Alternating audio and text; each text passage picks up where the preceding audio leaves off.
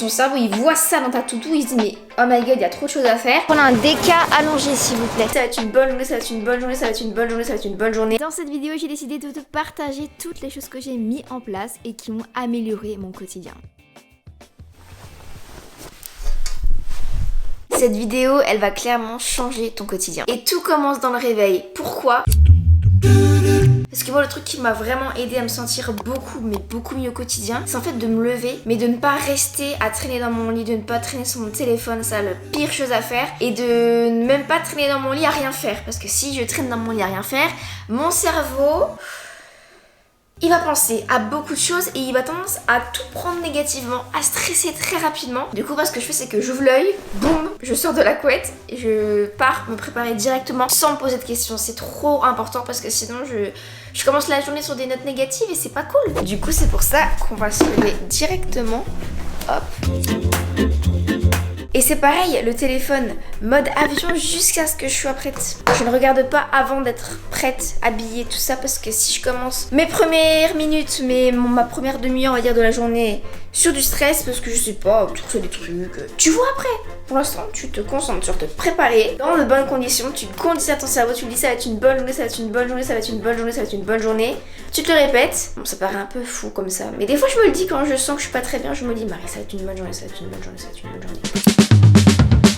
Je te promets, faire ça améliore ton quotidien clairement parce que je sais pas vous, mais quand mes cheveux ils sont, par exemple quand ils sont sales, ils sont tout fins, ils ont pas de forme, ça m'énerve, je passe pas forcément une bonne journée. Quand ils sont un peu secs, un peu fourchus, c'est toujours comme ça à regarder les fourches, nanana. Du coup c'est vraiment hyper important d'avoir une routine pour tes cheveux. Moi c'est quelque chose que, avant je faisais juste un shampoing et c'est tout. Et là du coup ça fait un petit moment que je teste maintenant les produits Pomelo Plus Co. Vous en avez peut-être entendu parler un peu déjà sur d'autres chaînes YouTube, chez d'autres influenceurs que vous suivez. Et moi aussi je m'entendais parler, je me dis mais je veux trop tester les produits, genre moi aussi ils ont l'air trop bien. Du coup aujourd'hui je suis trop contente de vous annoncer que cette partie de la vidéo est en collaboration avec Pomelo Plus Co. Du coup je vais vous en parler un peu plus en détail parce que genre les produits je kiffe. Regardez mes cheveux comme ils sont, genre. En fait, je vous explique. Moi, j'ai tendance plutôt à avoir un petit peu les pointes toutes sèches. Oh, et là, elles sont toutes douces, je vous promets.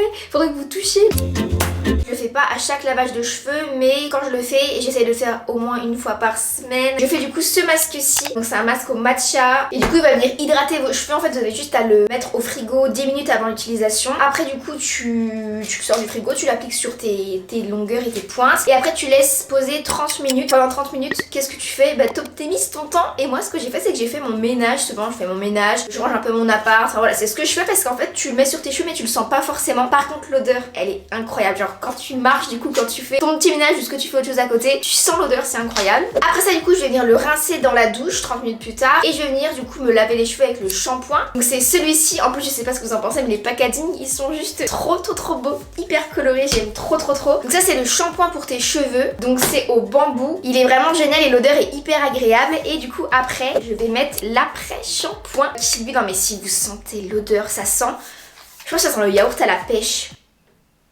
Oh my god, ça sent le yaourt à la pêche. Tu appliques ça et après tu rinces aussi. Tu laisses poser à peu près 2 minutes ou 5 minutes, c'est comme tu veux. Moi ce que je fais c'est que je me lave le corps pendant ce temps puis après hop je rince. Bref, c'est une routine qui est hyper rapide et quand tu sors de la douche, tu mets après cette petite huile qui est à la vanille. Tu peux mettre sur les cheveux mouillés mais aussi sur les cheveux secs. Ça c'est un petit sérum qui va venir hydrater ton cheveu, qui va venir lui donner de la brillance et oh punaise, si vous pouviez sentir l'odeur aussi de ça, ce serait génial. Bref, du coup je suis amoureuse de ces produits, puis regardez mes cheveux comme ils sont hyper beaux. Je sais pas si vous voyez très bien mais on dirait que je suis de chez le coiffeur en fait. Ils sont tout brillants, tout doux et tout, j'adore. Et franchement j'ai pas mis beaucoup de temps. En tout cas je vous invite vivement à aller découvrir aussi leurs autres produits qui sont d'ailleurs vegan. Ils sont conçus aussi à partir d'ingrédients d'origine naturelle. Si vous êtes intéressé par ces produits ou d'autres produits, parce qu'en fait tu peux faire ton propre set pour avoir des produits adaptés à ta problématique de cheveux on va dire, ou à ton type de cheveux. Je t'invite à aller voir en barre d'infos, je te mets le lien, il y a tout qui sera expliqué. Ah oui, et n'oubliez pas mon code promo, ça serait quand même bête de pas en profiter.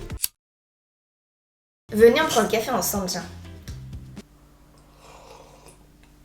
Un autre truc aussi qui a vraiment changé mon quotidien, qui m'a aidé à me sentir beaucoup mieux, c'est de faire le sport le matin.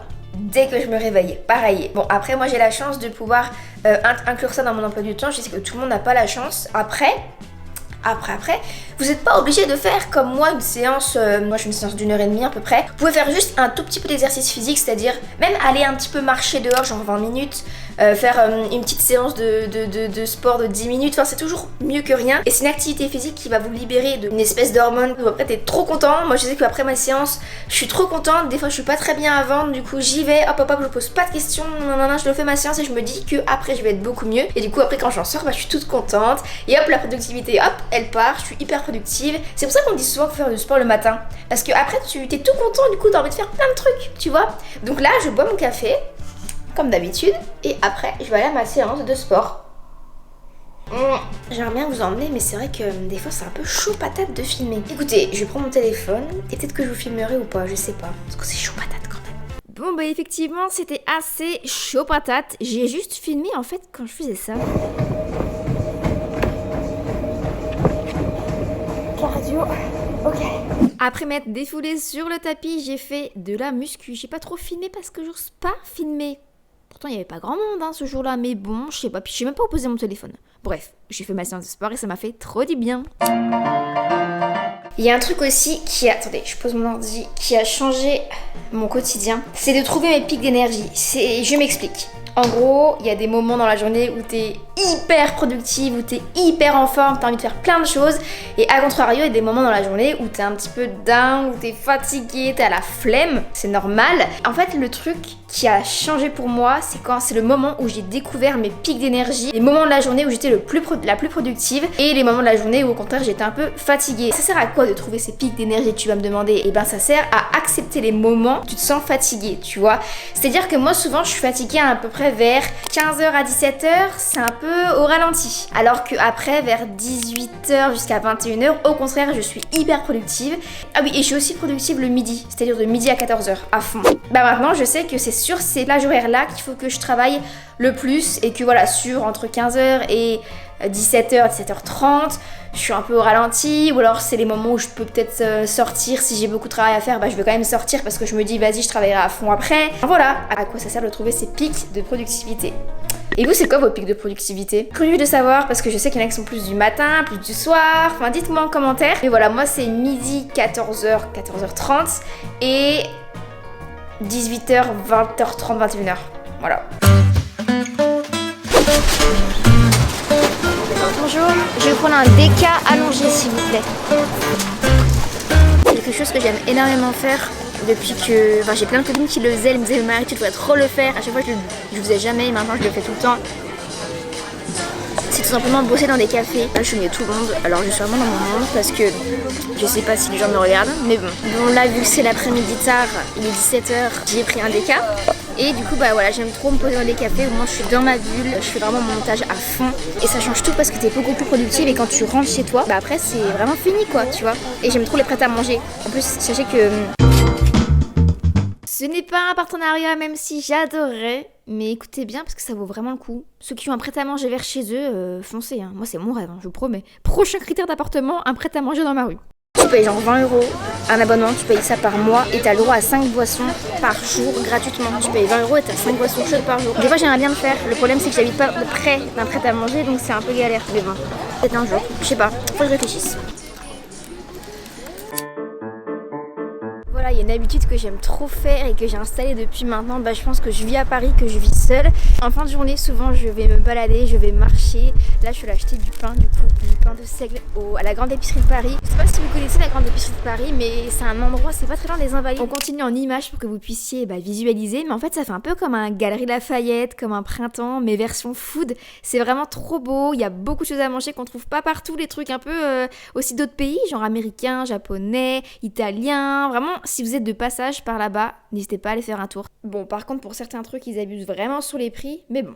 Mais du coup, c'est vrai que voilà, d'aller marcher, d'aller chercher du pain frais pour le soir, c'est quelque chose que je fais, que j'ai ancré dans mes habitudes et qui me fait beaucoup de bien. Je mets ma petite musique, mes écouteurs, je suis au téléphone avec mon agent, avec ma maman, je pense, je réfléchis à des idées de contenu. Enfin vraiment c'est mon petit moment à moi où je me détends, où je suis tranquille. Sortez de chez vous, regardez un peu les paysages, regardez autour de vous, découvrez de nouveaux quartiers, peut-être même de nouveaux cafés du coup parce que voilà, j'aime bien travailler dans les cafés donc du coup c'est des fois comme ça que je peux rencontrer, croiser, découvrir de nouveaux cafés. Donc voilà quoi. Je vais continuer ma petite balade, tranquillou, il fait beau, avec mon petit pain de seigle qui, voilà, ma foi, a l'air très très bon d'ailleurs.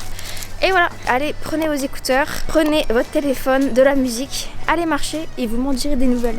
I know it's nothing new, but it's so good to see you.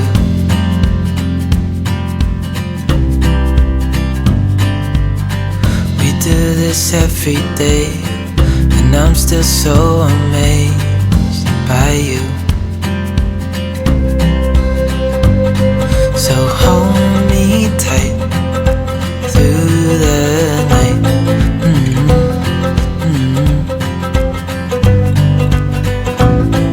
It's just Ah oui, et des fois quand vous vous baladez, bon là non, mais hier par exemple, regardez ce qu'il y avait sur le ciel. C'était magnifique. It's just us two, me and you.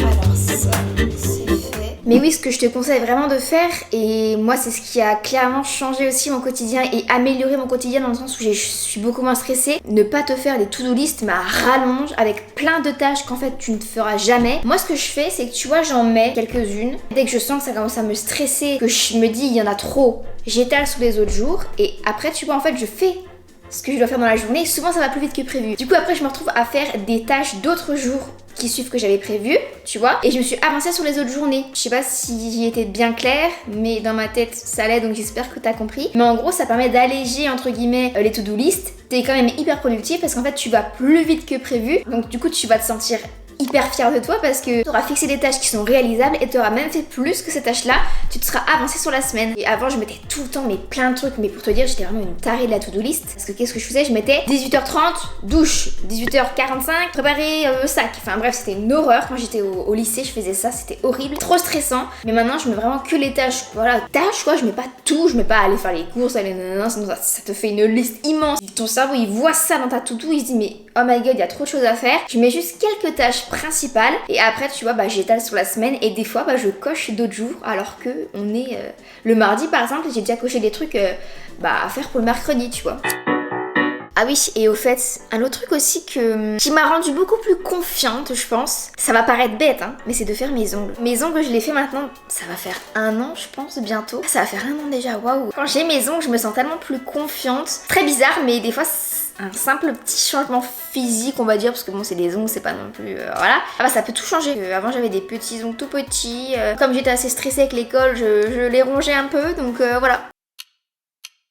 Je termine toujours mes journées en ce moment depuis presque 1 mois je pense par lire un livre, donc ça peut être même juste 15 minutes, c'est pas grave. Vraiment je termine ma journée avant de m'endormir par lire quelques pages d'un livre, donc là c'est celui-ci, Rêver, oser, se dépasser de Justine Hutto.